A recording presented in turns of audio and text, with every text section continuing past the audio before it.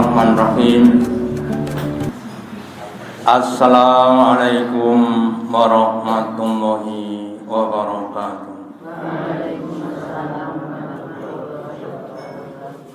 Alhamdulillahilladzi at'amana bi nikmatil iman wal islam.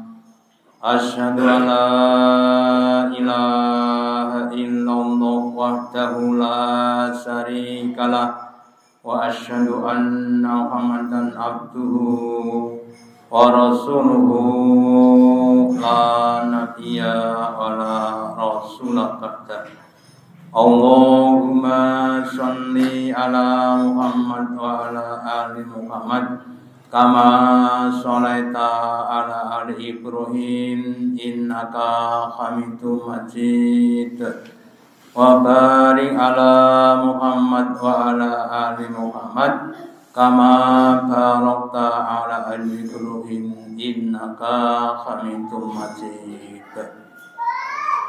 Qala Allahu ta'ala fi kitabihil karim. A'udzu billahi minasy syaithanir rajim. Ya ayyuhalladzina amanu ittaqullaha haqqa tuqatih wa la tamutunna illa wa antum muslimun.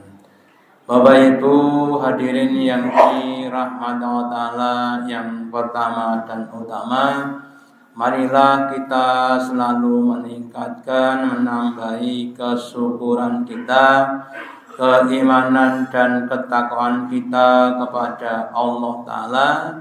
Karena hanya dengan syukur kita, Allah akan memberikan kepada kita kenikmatan yang lebih banyak. Hanya dengan keimanan yang ada pada hati kita, insya Allah setiap perkataan dan perbuatan kita bisa bernilai ibadah. Dan hanya dengan ketakwaan kita kepada Allah Ta'ala, maka makom kedudukan kita akan semakin mulia.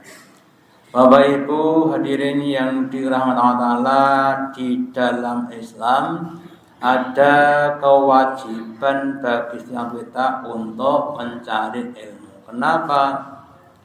Karena dengan ilmu maka amalan kita akan bisa lebih maksimal.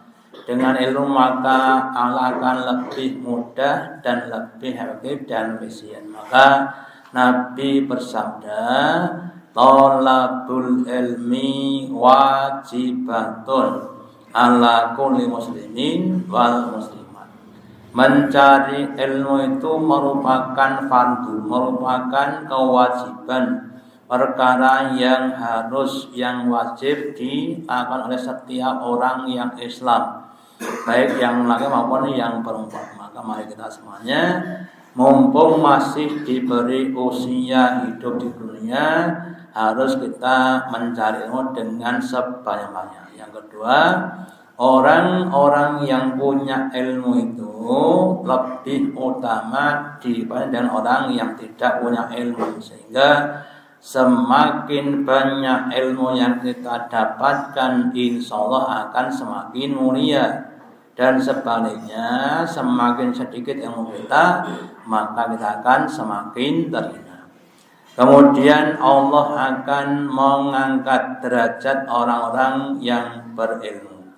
Di dalam surat Al-Mujadilah, surat yang ke-58, ayat yang ke-11, Allah berfirman, Ya ayyuhalladzina amanu, wahai orang-orang yang beriman, idza qila lakum tafasaku fil majalisi, ketika diperintahkan kepada kamu supaya berlapang-lapang dalam suatu majelis ilmu. Ayat ini turun berkenaan dengan keadaan yang terjadi pada zaman Nabi. Ketika Nabi sedang mengaji, memberikan ilmu pada sahabat-sahabat, ternyata yang di dalam itu masih banyak tempat-tempat yang longgar.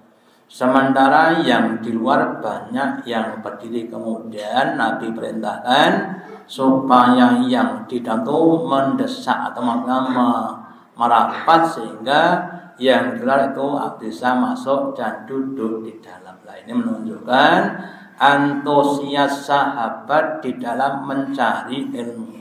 Sampai dia mau berjubel-jubel dan berdiri. Nah, sekarang masjidnya tempatnya masih luas, maka mari kita semuanya harus berusaha untuk mencari. Kemudian barang siapa yang mau meluaskan yafsah lakum, maka Allah akan meluaskan hatinya. Jadi kalau kita mau memberikan sebagian tempat kita kepada orang lain, maka Allah akan meluaskan hatinya sehingga nanti akan mudah untuk menerima ilmu. Wa idza kilang suyu fangsuyu. Lah kemudian salah satu kewajiban seorang guru adalah namanya mengelola kelasnya, mengatur tempat duduknya, ya. Maka nanti ketika ada seorang guru, ustadz, kiai yang sedang ngaji kemudian memerintahkan kepada yang hadir untuk mengatur tempat duduknya, apakah suruh maju atau mundur atau yang lainnya, maka sepantasnya itu untuk ditaati demi kemaslahatan pada majelisnya. Kemudian yarfa'illahul ladzina amanu, dan Allah akan mengangkat, akan memuliakan orang-orang yang berilmu dan orang-orang yang beriman beberapa derajat. Jadi kalau orang itu beriman dan berilmu, maka akan diangkat Allah beberapa derajat di atas orang-orang yang tidak berilmu. Jadi kalau kita cermati dalam kehidupan itu hal yang wajar namanya ada klasifikasi. Contohnya kalau kita sekolah dulu ada SD, SMP, SMA, ya sekarang S1, S2, S3, S dung-dung nopo STR. Semakin tinggi akan semakin tinggi pula derajatnya. Demikian juga dalam hal ilmu, dalam hal agama. Makanya kalau semakin tinggi kita akan semakin tinggi derajatnya di hadapan Allah. Lah orang-orang yang punya derajat yang tinggi di hadapan Allah itu akan juga dimuliakan oleh makhluk-makhluk Allah. Jadi kalau kita mau berusaha untuk mencari ilmu, insya Allah ada banyak manfaatnya. Wallahu bima ta'maluna khabir, dan Allah adalah zat yang maha tahu dengan apa yang kalian kerjakan. Jadi dengan ini tidak sia-sia kita untuk beramal dan mencari ilmu seandainya aja ya. Kita sudah berusaha untuk mencari ilmu, sudah dipahamkan tapi juga enggak paham-paham, sudah mendapat pahala dari Allah Ta'ala. Seandainya kita mengeluarkan pengeluaran apapun untuk thalabul ilmu, itu juga akan dicatat sebagai amal soleh kita. Jadi orang yang mencari itu tidak ada ruginya sedikit pun. Kemudian orang yang berilmu itu memang berbeda dengan orang yang bodoh atau yang tidak berilmu. Orang-orang yang pintar itu berkata dan berbuat berdasarkan ilmu, sedangkan orang bodoh itu berdasarkan nafsu. Ya, maka di dalam surat Az-Zumar surat yang ke-39 ayat 9 Allah berfirman, "Qul katakanlah wahai Rasulullah, hal yastawil ladzina ya'launa wal ladzina la ya'lamun." Apakah sama? Suatu pertanyaan yang tidak betul sama, maksudnya tidak sama. Tidak sama antara orang yang tahu dan orang yang tidak tahu. Orang yang tahu itu insya Allah hanya lebih bagus dibanding yang tidak tahu. Contoh Bapak Ibu, contoh saja. Kalau kita umpamanya diperintahkan untuk sholat semalam suntuk dari maghrib sampai subuh, kira-kira kuat nggak? Sholat semalam suntuk nggak kuat. Ya. Kemudian kalau orang yang berilmu bisa. Kenapa kok bisa? Karena dia tahu ilmunya. Sholat malam itu kalau membaca suratnya itu 10 ayat dinamakan mudzakir, orang yang ingat kepada Allah, bukan orang yang lupa. Kalau membacanya 100 ayat itu sama dengan sholat semalam suntuk. Jadi sholat itu cukup dengan kita membaca 100 ayat dalam sholat kita. Kalau kita sholatnya 11 rakaat berarti per rakaat itu kira-kira ya 9 sampai 10 ayat. Itu sudah cukup untuk sholat semalam suntuk. Atau kita sholat subuh berjamaah sama dengan semalam suntuk. Kalau yang dibaca itu 1000 ayat itu namanya mukintir. Mukintir itu orang yang paling enggak terhitung saking banyak. Jadi dengan ilmu insya Allah kita akan banyak amal-amal kita meskipun dengan cara yang lebih simpel. Suatu saat Nabi ketika sholat subuh kemudian selesai sholat berzikir berdoa terus keluar dari masjid. Kemudian di saat duha kurang lebih 1 atau 2 jam setelah subuh, kemudian Nabi masuk lagi untuk sholat duha. Terus istrinya matur Nabi, saya sejak subuh tadi masih di sini berzikir sampai sekarang kurang lebih 2 jam. Seandainya saja baca tasbih subhanallah adalah 1 detik, berarti 1 menitnya adalah 60.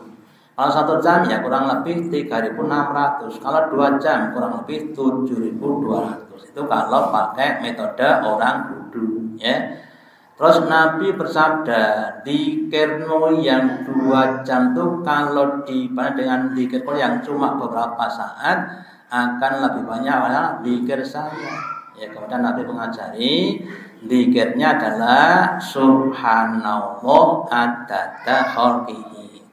Subhanallah sebilangan makhluknya Allah yang jumlahnya sangat-sangat banyak. Jumlahnya manusia yang sekarang Bapak Ibu yang hidup saja sekitar 7 miliar. Yang mati umpama 5 miliar berarti 12 miliar itu jumlahnya manusia. Ditambah jumlah jin sama dengan jumlah manusia berarti 12 miliar sudah 24 miliar. Belum ditambah dengan binatang dan yang lainnya. Sehingga dengan ilmu itu kita bisa beramal yang sedikit tapi nilainya lebih banyak. Makanya mari kita berusaha untuk mencari ilmu ya. Membaca Quran 1 hari khatam 10 kali bisa enggak? Pak, kalau kita membaca Quran betul ya enggak bisa, jangan 10 kali. Satu aja kadang-kadang nggak bisa, tapi dengan kita membaca surat Ikhlas 3 kali berarti 1 kali khatam Quran dan seterusnya. Makanya kalau kita semakin banyak ilmu nanti akan semakin efektif kita untuk beramal sehingga hidup kita yang terbatas itu dapat mencapai pahala yang lebih banyak. Ya. Terus kemudian semakin tinggi ilmu akan semakin takut kepada Allah Ta'ala. Kenapa? Karena tahu ilmunya. Maka di dalam surat Fatir, surat yang ke-35 ayat yang ke-28 Allah katakan, innama yahsyallaha min ibadihil ulama. Sesungguhnya tiada lain hamba Allah yang paling takut adalah orang-orang yang berilmu. Kenapa? Karena tahu ilmunya. Contoh saja. Kalau kita cermati yang namanya ghibah, ghibah ini kalau ghibah niku ngrasani. Wong ngrasani itu sampai diibarat seperti orang yang makan daging saudaranya. Ayyakulallah ma'aikan pakar itu apakah kamu senang atau memakan daging saudara ketika sudah wafat atau sudah mati? Seharusnya tidak suka, tapi kebanyakan masih berghibah ria, gitu Bu. Terus yang ngerasain mboten Pak Bu? Sok ngomong kerap. Nah, itu sama dengan makan daging saudara yang mati, sama dengan lele pak, gitu. Tapi kadang ya enjoy saja. Kenapa? Karena belum tahu dampaknya. Sedangkan para orang alim jangan untuk merasani, bahkan untuk menjelaskan sudah tidak mau. Kenapa? Itu akan merugikan. Orang yang hasad, hal apa? Hasad itu rasa tidak suka melihat orang lain mendapat nikmat dan beratnya itu pindah pada dirinya. Itu kadang-kadang masih sering kita lakukan. Padahal Nabi bersabda, Iyakum wal hasad. Bagimu adalah waspada dengan yang namanya hasad. Fa innal hasada ya'kulu hasanata, maka hasad itu bisa memakan, menghabiskan, menghancurkan pahala kita seperti api ketika membakar kayu bakar. Sehingga semakin hasad semakin banyak orang yang kita hancurkan. Maka kita akan berhati-hati. Jadi nanti kalau semakin tinggi ilmunya akan semakin takut. Dan sebaliknya semakin juga banyak amalannya, sehingga orang pandai itu, orang benar itu akan semakin berhati-hati. Ya, sebaliknya maaf saja, kalau orang yang kurang pintar kadang-kadang malah sembrono. Ya, makanya ketika berbuat dosa diingatkan, kemudian dia berkata rapopo pergi istighfar. Nah, kadang-kadang malah seperti itu ya. Bahkan kadang-kadang kalau tidak salah kemudian diingatkan, "Bu, kamu sholat biar nanti masuk ke ramal pusat rapopo nang rokok kayak konsoni." Berarti kan kenapa ya? Karena kebodohan kita. Makanya kita jangan sampai menjadi orang-orang yang buruk dalam beriman. Kemudian orang yang baik adalah orang yang berilmu. Karena ilmu itu akan menjadikan dia berbuat kebaikan-kebaikan. Dalam sebuah hadis Nabi bersabda, "Mayuritillahu khairan yufaqihu fiddin." Barang siapa yang dikehendaki jadi orang baik, maka Allah memahamkan dia kepada agama. Contoh bab makan, yang saya sampaikan bab makan. Orang yang baik itu ketika makan punya adab-adabnya, punya sopan santunnya. Salah satunya adalah ketika makan bersama, dia makan yang lebih dekat dari dirinya, bukan melangkah kepada yang lainnya. Lah seandainya yang enak yang di sana, lah ya nunggu. Nah, kebahagiaan ya menahan hawa nafsunya. Dan orang yang tidak baik itu kadang-kadang ya kalau makan mau saja wis mojo ngaruh laku dan sebagainya, nggak punya adab. Itu contohnya. Atau yang lainnya dalam hal kita menunaikan sholat juga begitu. Orang yang baik itu akan berusaha untuk membaguskan sholatnya supaya itu diterima oleh Allah Ta'ala. Sedangkan orang yang tidak baik atau orang yang kurang begitu biasanya sholatnya sekedar untuk menggugurkan kewajiban, sing penting wes sholat. Kadang kurang memperhatikan kualitas sholatnya. Demikian juga ketika kita berada dengan orang-orang sing sok-sok nganyel boleh, kita kadang sok mendapati orang yang membuat hati kita tuh mangkel. Terus bagaimana? Lah orang-orang yang pintar dia akan menahan diri ya. Wong jenenge ora ngerti aja dilagati kon ndak padha karo sing. Jadi kita harus berusaha untuk semakin baik kalau kita menjadi orang yang pakai agama. Termasuk juga dalam beramal berusaha untuk menunaikan dengan ikhlas, dengan istiqomah, dengan mujahadah, dengan sabar. Adalah dirinya orang-orang yang dikenal menjadi orang-orang yang baik. Nah, seandainya kita belum begitu, maka kita harus mendoa kepada Allah Ta'ala. Allahumma faqihna fiddin, ya. Allahumma alimna ta'wila kitab, ya Allah. Fahamlah saya kepada agama ini, ya Allah Ta'ala. Ajari saya dengan inti sarinya kitab Al-Quran, sehingga nanti kita dalam setiap perkataan kita dan kita akan dilandasi dengan Al-Quran. Contoh yang namanya marah itu boleh apa enggak? Mau marah itu angsal betul. Nesu, nanti nesu tadi. Nanti. Nesu itu boleh kalau ada alasannya. Alasannya apa? Yang pertama, ya. Kita boleh marah dalam hal yang pertama, melihat hukumnya Allah dilecehkan itu wajib marah. Ya. Yang kedua, melihat orang yang tidak pada tempatnya. Suatu saat ada orang yang ngetuk pintunya Nabi, dok, kemudian dia mengatakan assalamualaikum, terus ditanya, ya, waalaikumsalam, man anta, siapa kamu? Dijawab ana. saya nabi. Ditanya lagi, man anta? Kamu siapa? Ana. Kamu siapa? Kulo sinten? Kulo nuwun. Sampai 3 kali itu Nabi marah. Loh, man anta? Kowe iki sapa? Kenapa? Karena yang namanya itu minta pendapat, minta kepahaman. Kamu sebut namamu siapa? Ali apa Muhammad atau yang lainnya. Jadi Bapak Ibu, kalau melihat orang yang tidak harus memang perlu dimarahi biar bisa leres atau bisa adalah kalau kita marah. Demikian juga menangis ya. Menangis ada kualitasnya. Ada 3 orang yang menangis. Yang pertama karena nggak punya uang. Yang kedua karena ada masalah. Yang ketiga karena dia mengakui kesalahannya. Lah orang yang menangis di tengah malam karena takut salahnya itu adalah orang yang besok akan mendapatkan perlindungan dari kiamat. Jadi kita boleh menangis tapi di tempat-tempat yang pas supaya ada kualitasnya. Jadi nangis waktu boleh tapi pada tempatnya. Jangan sembarang nangis, jangan sembarang marah. Terus Allah akan memudahkan orang untuk masuk ke dalam surga. Dalam sebuah hadisnya Nabi bersabda, wa may salaka tariqan yatan sabiha, dan barang siapa yang dia meniti jalan untuk mencari ilmu, sallallahu tariqan ila jannah, maka Allah akan memudahkan langkahnya untuk masuk ke dalam surga.